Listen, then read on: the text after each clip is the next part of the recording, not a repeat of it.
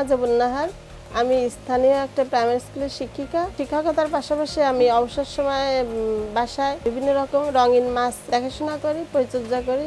আমার বাসায় আছে এগুলো। তো একদিন উন্নয়ন প্রচেষ্টা সুমন ভাই আমার বাড়িতে বেড়াতে আসার পরে উনি আমার মাছগুলো দেখে উনি বলেন, আপা আপনার বাসায় তো ভালোই স্পেস আছে, আমি আপনাকে পরামর্শ দিতে পারি যে আপনি এবং হেল্পও করতে পারি যে আপনি এই জায়গায় একটু এটা বাড়াতে পারেন। তো আমি সুমন ভাইয়ের পরামর্শ অনুযায়ী তারা যেভাবে আমার সহযোগিতা এবং নির্দেশনা দেয় সেই অনুযায়ী আমি বাড়িতে এগুলো শুরু করি। সব রকমের অ্যাকুয়ারিয়াম সাথে যে আইটেমগুলো লাগে, অক্সিজেন ফিল্টার, গাছ, পাথর, এবং এই মাছ সুস্থ অসুস্থতা জন্য যে আইটেমগুলো লাগে সবই আমি ভালো পরিমাণে নিয়ে আসছি এবং সবাই আমার কাছ থেকে নিয়েও যায় প্রতিদিন। মান্থলি প্রায় আমার 30 হয়, 30-এর বেশি হয়। এতে আমার লাভও অনেক থাকে।